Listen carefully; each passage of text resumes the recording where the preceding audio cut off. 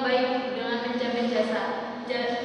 Jaminan jasa seperti jaminan produk, kecuali bahwa jaminan ini untuk jasa yang diberikan. Keuntungan jaminan jasa adalah hal ini mengembangkan kesetiaan pelanggan dan menjelaskan secara persis apa yang harus disediakan oleh sistem penyerahan jasa. Kontak pelanggan. Langkah ketiga dalam manajemen jasa adalah merancang proses pelayanan. Di sini kita bicara tentang rancangan proses pelayanan. Case pada tahun 1978 telah melakukan pengamatan bahwa unsur penting dalam memilih suatu proses adalah jumlah kontak pelanggan. Jadi di sini jumlah kontak pelanggan itu sangat menentukan dalam memilih suatu proses. Kalau tingkat kontak rendah, ya, proses dan pelanggan serta pengawasan serta lainnya itu akan terhambat. Dalam hal ini, kemungkinan pelanggan mengganggu proses produksi kecil sekali. Jadi kemungkinan pelanggan mengganggu proses produksi itu sangat kecil. Kontak yang rendah mirip dengan jenis proses manufaktur dan efisiensinya dapat menjadi tinggi. Sebaliknya, kalau kontak pelanggan tinggi, pelanggan dapat mengganggu proses produksi dengan meminta jenis pelayanan tertentu atau perlakuan khusus. Oleh karena itu, kontak pelanggan yang tinggi dapat menyebabkan proses produksi tidak efisien. Tetapi kehadiran pelanggan dalam sistem tidak semuanya jelek. Kadang-kadang pelanggan dapat menjadi sumber efisiensi dengan menggunakan pelanggan untuk melakukan sebagian tugas pelayanan. Jadi di sini secara tidak langsung pelanggan itu membantu tugas pelayanan. Sebagai contoh, pelanggan dalam situasi pelayanan atau self-service melakukan beberapa pekerjaan seperti mengisi bensin sendiri atau melayani diri dalam kafetaria. Selanjutnya, kontak yang tinggi dapat mengakibatkan sebuah ketidakpastian dalam sistem produksi. Melalui kehadiran pelanggan, hal ini tidak terjadi dalam situasi kontak yang rendah. Case dan Tansik 1983 dalam artikelnya yang terkenal saat ini mengemukakan bahwa kontak yang tinggi dapat mengakibatkan hilangnya efisiensi potensial, seperti yang dinyatakan dalam formula berikut, yaitu efisiensi potensial sama dengan F di sini adalah tingkat kontak pelanggan. Lanjut, ciri-ciri sistem kontak yang rendah dan kontak yang tinggi adalah: 1. Sistem kontak yang rendah dapat digunakan bila kontak tatap muka tidak diperlukan atau tidak diinginkan oleh pelanggan, atau bila pertukaran informasi secara cepat tidak diperlukan. Yang kedua, sistem kontak yang rendah biasanya memerlukan orang-orang yang keterampilan teknis yang berorientasi ke arah efisiensi proses, prosedur yang didefinisikan dengan baik dan alirannya lancar. Sistem kontak yang tinggi memerlukan orang-orang dengan keterampilan perserangan yang baik, termasuk keahlian dalam berbagai bidang, kepribadian, fleksibilitas, dan berorientasi pada pelanggan. Yang ketiga, sistem kontak yang tinggi harus menghadapi permintaan pelanggan sewaktu permintaan itu timbul. Jadi sewaktu kalau pelanggan meminta permintaan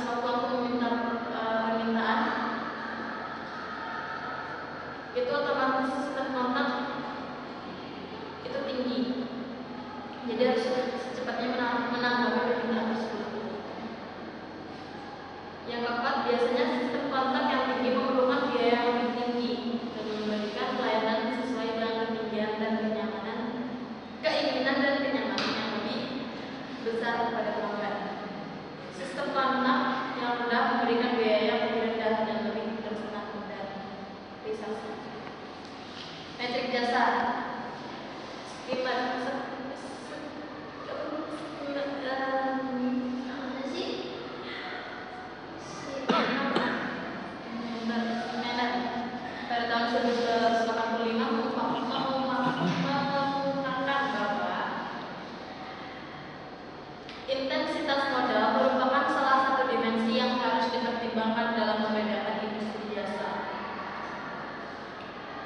Dia juga mengemukakan bahwa interaksi pelanggan yang dikombinasikan dengan keinginan pelanggan harus dipertimbangkan sebagai dimensi kedua.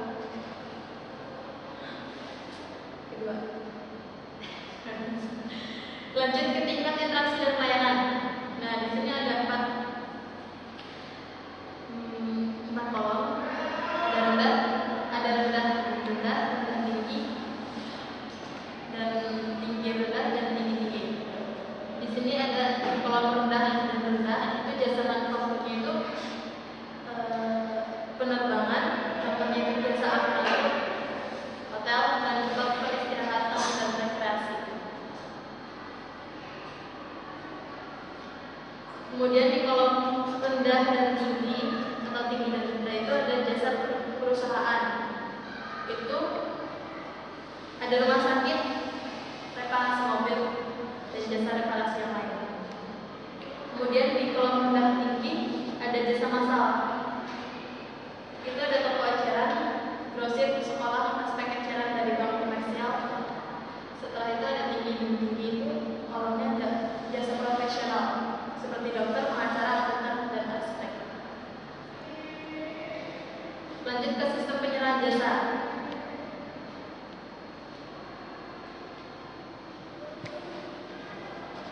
Sistem penyerahan jasa terdiri dari unsur-unsur fisik dan tenaga kerja yang digunakan untuk memproduksi jasa tersebut.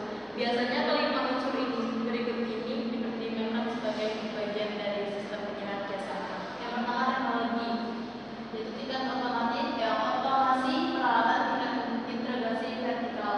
Yang kedua aliran proses, urutan kejadian yang digunakan untuk memproduksi jasa. Yang ketiga jenis proses, jumlah kontak yang terlibat, tinggi atau rendah, tingkat pelayanan dan integrasi. Yang keempat lokasi dan ukuran, tempat di mana proses jasa dialokasikan, ukuran dari masing-masing tempat. Yang kelima tenaga kerja, itu keterampilan, jenis organisasi, sistem imbalan, tingkat partisipasi.